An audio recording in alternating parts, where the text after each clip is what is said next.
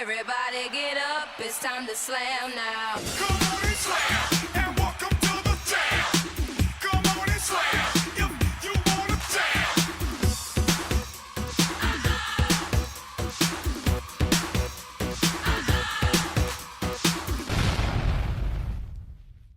Do you understand what it means to be worth a fortune? The gravity of the words we so loosely use. Blindly, we overlook how their origin always ties to some abuse, some misfortune. Unfortunately, fortune be thy name. None other ever given can be hidden, treasured the same.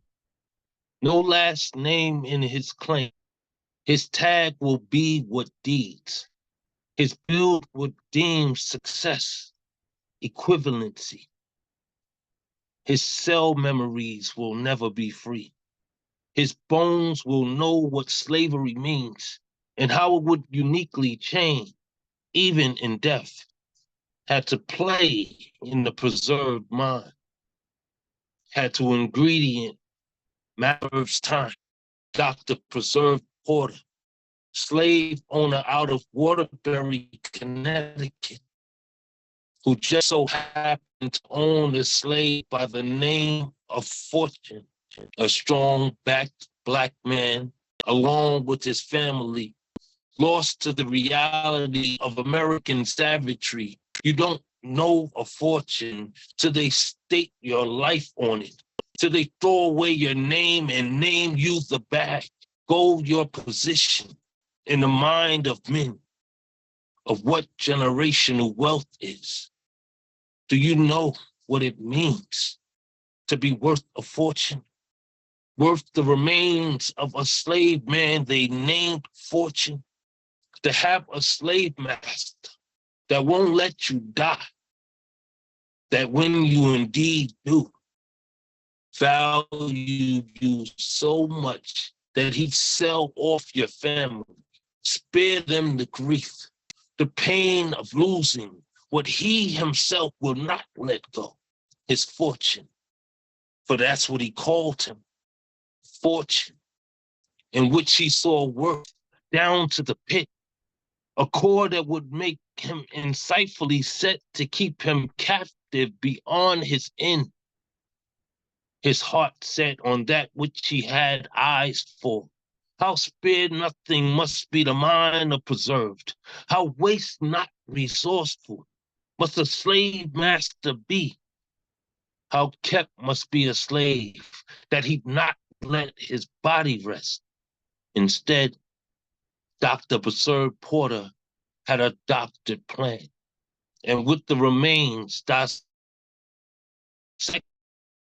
made him the specimen, the research prototype for anatomical study.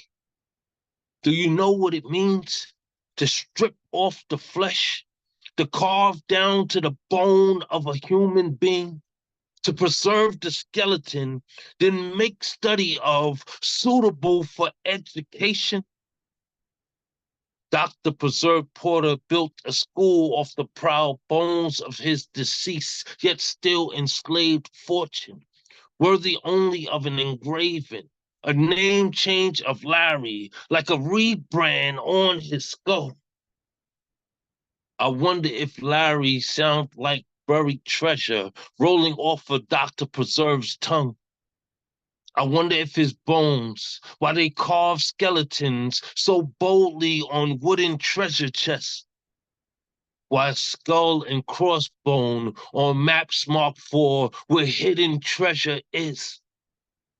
Who'd have thought they'd strike oil in the marrow of a Black man, look for his weakness in the divvies of his mandible, run their bare fingers across his cranium nonchalantly like taxidermy?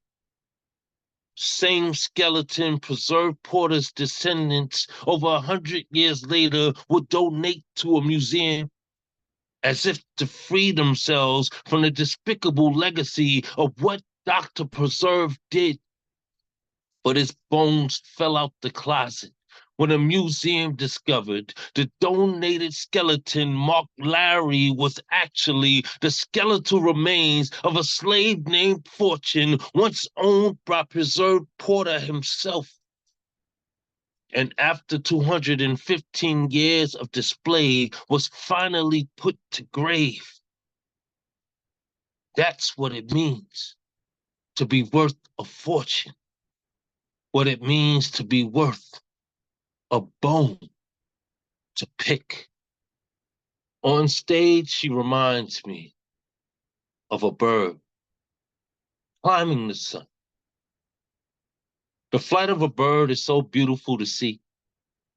Its bent wings beating against the weightless air. Its graceful glide when they spread like fingers of the hand. Its head dive hunting that never crashes ground, no matter how fast or close it approaches. The sky is but space till a bird flies in it. Up there she breathes, her heart beats, she lives. No one sees her broken feathers in the silhouette of her span. No one sees fear in the path of her flight. On stage can be a replica of all sky is when a bird of a poet frees from it. Amazing to see one up there, swimming the sky like swans do, claiming it like fields of cotton to frolic in. It's easy to see the envy in her escape, the beauty in such freedom. What a God-granted gift to be able to soar so high. No one looks for the struggle in the flap of her wings. No one wonders how many of the hunter's bullets she has dodged. No one questions where she finds shelter from the rain. Too used to the sight of her flying away. Her just wanting to be in this world of predator and prey. Misunderstood as if her voice is unclear, she tangles the sky like a dance instructor. Up there she breathes, her heart beats, she lives. No one sees her broken feathers in the silhouette of her span. The scars from her takeoff and landing struggles. Sightseers see a scenery. Gunmen see game. The captive see sovereignty. All looking to free themselves, oblivious of her pain, her hurt, her cries misconstrued in their absence of her tear ducts. She flies through mourning. And though many may not comprehend, up there she breathes. Her heart beats. She lives. No one sees the broken feathers in the silhouette of her span. The bird's journey is a message, a kaleidoscope of dewdrops, a mirror inside another mirror, amazingly reflecting her most inner self, like the characteristics of one with an external heart, unveiling how beautiful imperfection can be. When I see her up there, she reminds me of a bird climbing the sun. Could you imagine being innocent, charged and found guilty by a prosecution that wants to take away your life? And your best news comes when your lawyer tells you you're not at risk of being executed within the next year. Could you imagine the fix of breath flowing through your lungs at the sound of another 365 days as you look in the face of the man the law firm has sent out to reevaluate your case? You can only hope he's genuine in his fight for your freedom when it seems no one is there to be in your corner because you're already guilty in a systemic eye, which is the very reason you were incarcerated in the first place. And his words are as fancy as his designer suit. leaving you to question whose side he is on. Knowing the only suit they want to see a black man in is the one issued by a correctional facility. Will he believe you when he tells you really didn't do it? Or are you guilty to proving innocent in his eyes as well? Because you know some lawyers will trade your innocence for a not guilty verdict in a future case. Just imagine waking up with a throat full of rocks, like someone had funneled gravel down your throat, with your heart racing your mind, like an Olympic tryout, leaving you to question which organ will give first. But none of this matters. All things considered, your life expectancy has been given a due date, final meal, final song to accompany the emotion, yet you fight back the tears of being wrongfully accused as the guard buzzes in and the cell locks open. The jingle of his shackles sound just like slavery. Then they handcuff your wrists along with your ankles to deliver you down this long hallway. Two guards on your back like a means to escape. If they're brave, what are you, staring death in the face? The stench of injustice is the paint on the walls, and it's all in your clothes like a smell you can taste. See, it pains beyond restraint when you're made to be the fall guy. Melanin backdrop like a sheet of bullseyes, like your skin has conspired with everything unlawful, and it's nothing you can say to get this targeting off you. As you sit across from this lawyer, it's hard to speak to him because he's all of the reminder of how it will all end. So your anger reappears in a wrinkle of your forehead, and his sympathetic friendship is lost in his grin. Then the CO crashes in, eager to gift you with his bracelets and deliver you home, meaning back to yourself. You can't help but feel helpless to the prejudiced remand of your spirit and body as your eyes start to swell. You can only look back at him like you have nothing to lose and pray that his next visit will bring better news. But you and I know better than to count on his ethics when it was one of his colleagues who had written this sentence.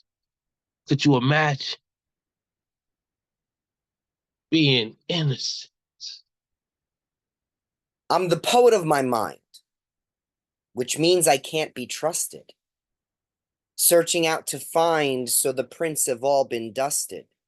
Leaving clues and evidence, breadcrumbs on the ground portends a path that might just have an end, despite the ups and downs and bends. You can come along and follow. On a journey, ground is hollow. Every breath feels like it's borrowed. Dread that death collects in sorrow. Fear tomorrow, fear today. Fear is clearly in the way, blocking here with flood of tears, blurring vision, buzzing ears, commandeering parts I needed when so young on trauma feeded, until I broke and conceded to advice I finally heeded. Plans were changed, all rearranged, therapy to curb the strange, thoughts and meds to shrink the range on the spectrum of deranged. Seemed so plain, so obvious to everyone around, but I was blind, stuck in my mind like 6 feet underground. Dead man walking, body chalking, never pitching, always balking. Said man talking, rambling, anything that random brings. Tattered, torn, and shambling, head like eggs are scrambling. This is your brain, on drugs of a kind. To entertain and delve deep in my mind, peel back the layers and look past the rind. I truly do hope that you like what you find. The sky is red, but it isn't burning, isn't hot. And now it's full of the leather-winged heralds of hopelessness who have screens for faces, ever broadcasting the message of their masters that something once had was lost, or at least it's fading fast. The wicked winds of change are blowing, and I am alone, driving away from the demon city. Yellow lights flashing on and off and onto empty roads, and how fast I'm going doesn't matter. Because there's no reason to stop. No reason for these tears, hands gripping the steering wheel, too tired to brush away the exhaustion that crawls from my shoulder to my neck. Exhaustion that is going to creep into my ear canal and make a painful passage to my brain. Maybe that's sulfur I smell, or maybe that's my dinner riding beside me as my senseless passenger, handed to me in a paper bag by another lost soul stranded at a colorful building with only the company of strangers out the window. But we didn't make eye contact for fear of seeing each other's broken heart. Now the sky is black and my eyelids do nothing to stop the sting of the taillights and stoplights out in front of me. I can feel the tower, its metal fingers reaching up to reopen the wound in the belly of the beast we call the sky. And the blood looks like light shining up into clouds hanging low instead of blood raining down. For I have been in that tower, watched the goods divided, portioned out with clumsy cuts to be packed in shipping crates for money men who would never deign to be seen by eyes so unworthy and faces black soot. In the dark is where it starts, but in the light is where it begins. And in the beginning was a wolf pack, then a rabbit, Celtic magic, tribal triquetras, keep it simple, so beastly. You see the light shine through these canine teeth. That means I spit fire, 'cause in the beginning was the dragon and the serpent. Liquor-soaked lyrics, toxic as the poison. Toxic positivity, I'm positive nothing will go wrong. 'Cause in the beginning was the universe. One song. In the beginning was the yoni and the phallus. And in the beginning I was a king with a crown and a palace. But it felt so cliche, so now I just have a coin to show for it. And in the beginning, I was a wolf, not a dog. And in the beginning, I was a god. The quintessential beauty of my African queen. You're a quintessential beauty. Love's ecstasy dancing in the breeze, and I am in awe of the glitter of your charisma. Caught in the bliss of an entanglement in time, I yearn to caress your radiant face of peerless beauty. And enamored by the ebony of your sweetness, the effortless way you use eloquent bars, the cool breeze, magical white clouds blanketing the nutmeg grove, where your laughter embraces me like the radiant sun. I surrender to your sweet simplicity, the innocence of cheeks that glow like moonbeams, the warmth that radiates in an authentic smile. These are matched by the immaculate luster in your stunning brown eyes, melting this affection-flooded heart of mine, bemusing my soul in trance. Joy tosses me into a realm of bewitching memories that I just wish to savor for eternity. My Habibi, you're a goddess, steeped in the opulence of Africa, a rich, sweet-scented lavender, gleaming with the elegance that spans 500 centuries of ancestry. Sometimes I'm stunned into elation by your mellifluous words. My breath becomes a symphony that thrills the soul, embracing the heart with solace. Tears drizzle down my cheeks, each drop telling its own story of the childlike playfulness you exude. Do they see you? You like the magnificence of celestial entities way beyond this petty life of mine. Yet I beg of you, accept this tiny token of a smile from me, for I have laced it fully with the sacrifice of a priceless love. I feel so blessed, my queen, gazing at you, my emerald delight. Like twilight to the heavens, bright moons are always accompanied by stars. They make the perennial nebulae so exquisitely beautiful.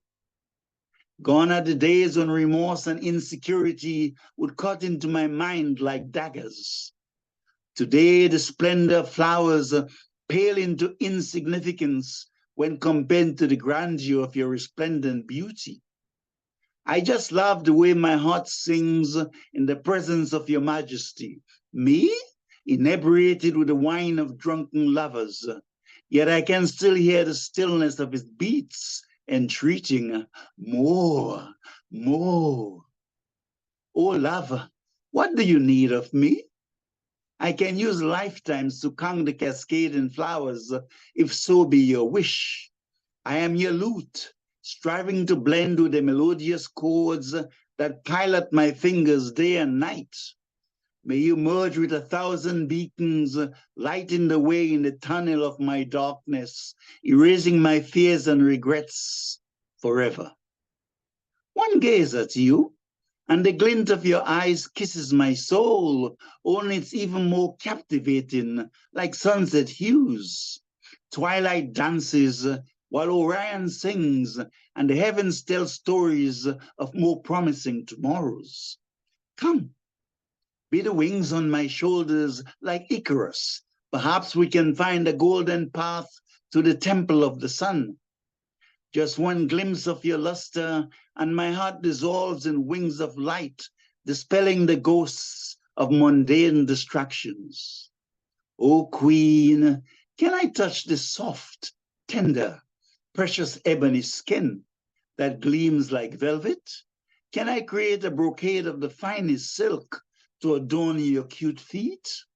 My specially tailored gala is on its way to enhance the glory of your crown, to augment this matchless miracle that enthralls or captivates my soul. Can I taste your sweet potatoes, pineapples, mangoes, and papaya juices? My stomach is calling for your salsa. Is the ever delectable jollof rice available? You are so much more adorable than all these things, yet you harmonize as one. She now wrapped herself in the majestic garments of her ancestors, waltzed with the gracefulness of peacocks and swans. Dressed elegantly in a golden African abaya traditional, she sparkled like Mansa Musa's gold. Now the moon becomes my heart of longing, bathing in her light. One look at her, at the rosy cheeks and the lure that call me like sirens, and I become reverent, charmed by the light of a million flares gleaming in my soul. And the sun dances on my windows, laughing in the ecstasy of her effulgent light, endowing me with the necessary fortitude, working through challenges needed for this journey. I imbibe love's myriad carousels, became merged in her candescent rays. O Queen, you are the bright flame of dragons, churning the sweet fire of love's victory, burning my meshy cobwebs and labyrinths along the way. I feel the spirit of Ubuntu, Armani, like one drunk with supernal wine. To ask me if I love you is to ask the mother lost in the miracle of childbirth how she feels. I am simply astounded into silence by a warm glow within that I can only relate to in sacred solitude. How can I ask the darkness what it is like to kiss the moon? Come, my beloved, mute this breath with the rhapsody of your nameless wine. I have left this world of sleep, of ignorance, to sing and dance with you like minstrels. O love, O beauty nonpareil, show me the way to your timeless bliss. This is a letter from my dad. Baby girl, long before now, words should have been spoken, but pride, silence wrapped me tight in chains. Fortress built too high to see as shadows creeped into your soft folds of your heart. Please forgive me. When I should have been storm, I stood still. Boy who only knew war in unreachable spaces. I carried scars I couldn't touch. During my silence, your own wounds took root, unseen, unfelt. Kind of father should have burned away. I wore strength like iron armor, believing it should shield you from the world, but iron rust. And I crumbled when your light began to fade through fists. Thought fists could fight darkness, but it wasn't my hands you needed, it was my heart. Open, unafraid, watching as the world stole pieces of you, joy depleting from your eyes, and in return was a deafening quiet. Because pain taught me to swallow words, mute voice, and you deserve more than a father frozen in memories, refusing to be faced. My pride, my joy, I failed to see it could be fragile. Glass beneath weight of unspoken fears, I should have been refuge. Instead, you grew in cracks of neglect, flower blooming in wastelands of my making. What kind of man am I to call myself protector when silence became stench of your pain? Holding tongue, thinking strength was in restraint. I see now. Strength is in breaking the silence, even words, even when words are jagged like shards of glass. Baby girl, my heart carried weight of my failures, like stone in chest, but it's nothing compared to burdens borne by your hands. I cannot change past, but if I could, I'd unravel years, stitch by stitch, stand between you and vultures that stole your innocence, slay monsters, letting them bleed out to keep you from bleeding instead. I am here now, praying it's not too late, humbled, broken, asking for a chance to be father you needed, to be man I should have always been. I see you now, not as reflection of my pride, but as woman you've become, strong, resilient, beautiful, warrior born from ashes of my failures. Forgive me, child, for my secrets left dying inside me, for love never learned to show. You're more than pain you've endured, and I am more than a man who once let you down. Sincerely, your father, Albert Charles. I can't say I know suicide, but I know self-harm, and I'm sure they're related. My mother has always wanted to be a snowflake, constantly cutting new designs into her skin with the strong desire to melt. Thankfully, it has never been cold enough. I've tried to be a winter wonderland, but global warming is fastly approaching, and there's nothing I can do to stop it. There are demons defrosting in her mind that I cannot see, and I begin to see the corners of her tips melting, icicling their way into puddles, dripping sorrow day by day. Soon there will be a lake of grief, and I will never be cold enough to freeze it. It will always be tempting to drown just to see her once more. But I know seasons change, and nature nurtures death the same as life. My baby kicks and reminds me I must not stay winter. My children depend on my nectar of creativity, and winter only breeds hibernation. I cannot stay bare branches and dried shrubs. This darkness will pass. The rain that falls from my face will nourish my vulnerability. I must grow through the turmoil and turn this grief into spring. I saw a woman balled up on the curb, rocking back and forth with her face in her knees, raise her head to toss it back in a fight to find her silent scream. Something eating away at her inside out, trying to outcome in her give in of life. Someone must have treated her like trash today.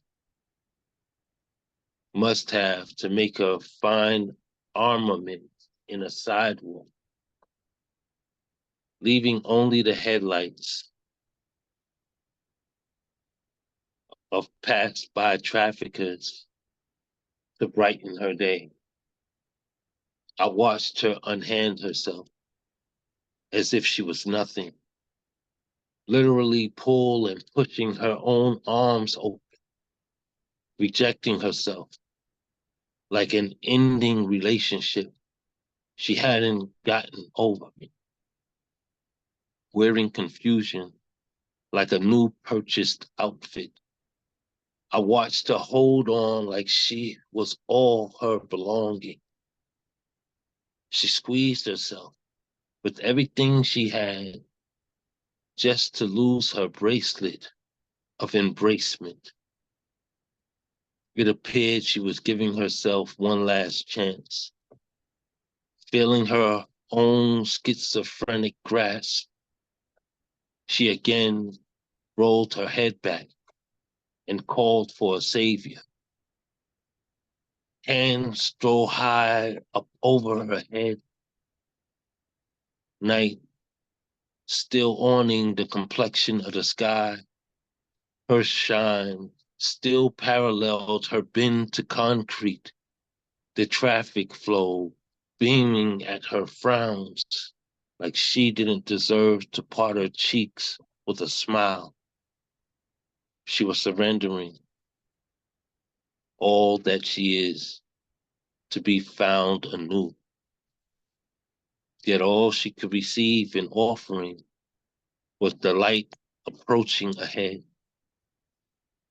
She found her feet and leaped in front of the oncoming vehicle. So many times I've watched this good thing get packaged, gone from fresh on a shelf to wrapped in plastic, in a barrel, 2 for $5 and 6 on Sunday, and it all kind of tastes the same these days. But fuck it. We got 30 kinds of Oreos, so we're going to be okay when the bombs come down. Nothing sold here is made here, and no one who works here makes a dime. You can't call to get the hours because nobody's answering. Nowhere is safe when everyone is for sale. Never has been, and none of us are free. I found out today they make milk that tastes like what's left behind when the cereal's gone. Who bathes in this wastewater believing it blessed? Who feels fortunate having polished off the last of the Lucky Charms, finding a warm soup of sticky milk their prize, and thinks this is nose in bowl good? This fulfills me.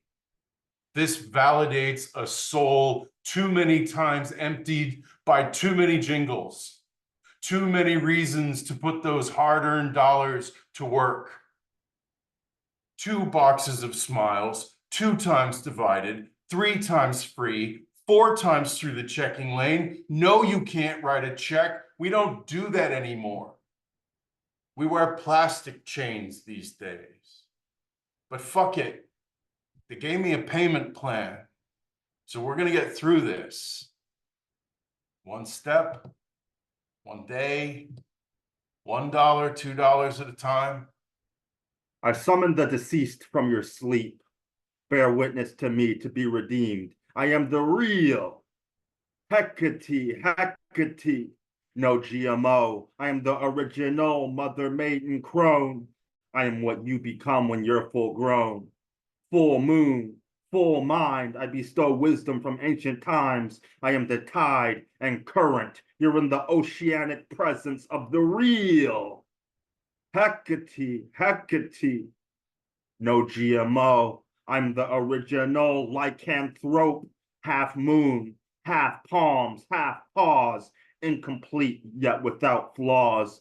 Flowers upon graveyards, cry of the ancestors, dance of the necromancer. Where there's lightning, there's thunder. I am the light bringer.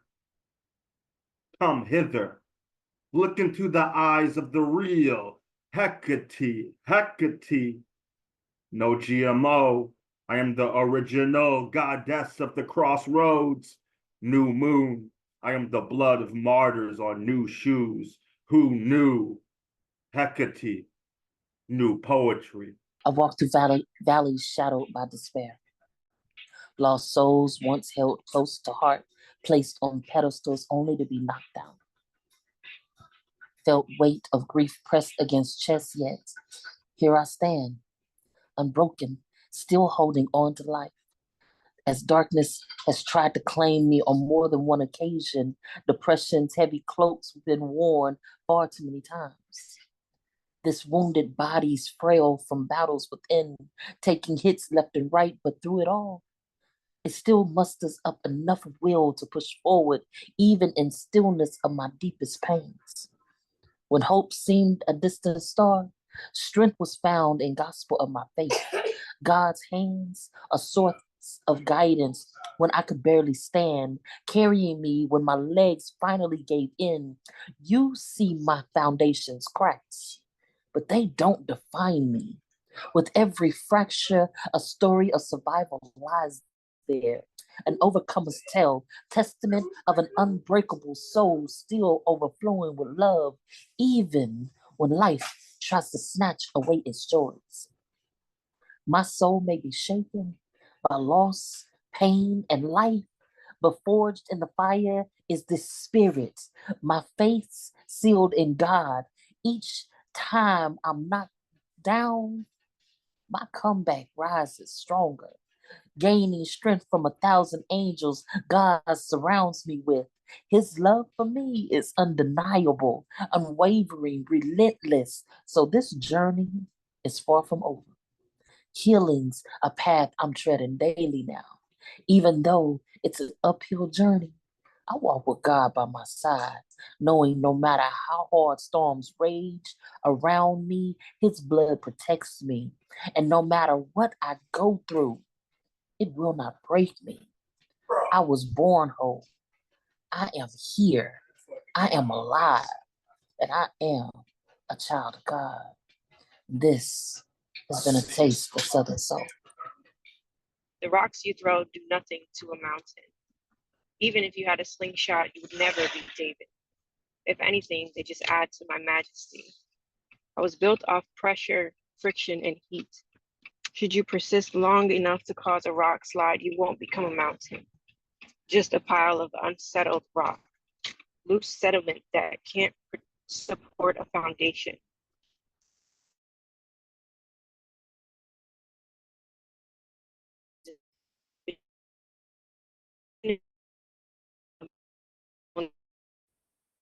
Can't hear the whispers of hills or mounds. Do you know what me and the heavens speak of? We laugh at you. You've never been shoulder to shoulder with clouds like I have, so they don't respect you. Every time you send your flock of pigeons to message me, your rats with wings don't have lungs big enough to reach the alpine. Eagles were made for mountains, not street birds who walk the same pavement as you, begging the common man for food. I bet you wonder what it would take to get to me. God would have to your lungs and reconstruct your limbs to climb to my elevation. Would have to reinforce your belly to stomach me, but he didn't. You will always be a low-plane vermin or insect stuck at sea level, with the rest of the people desperately frisking the ground, scavenging for a crumb of greatness. If I was a shoe, I wouldn't dirty myself to step on you. You don't have enough heart for this expedition, not equipped with what it takes to reach my altitude. The most you'll ever make are echoes, hollow words that repeat themselves over and over again to comfort your insecurities. The most you'll ever be is brimming with envy, because when the earth moves, I don't shatter. When heat rises, I don't melt. When friction builds, I don't buckle or crumble. I flourish, adding range to my mountain, and the rocks you throw will never reach me.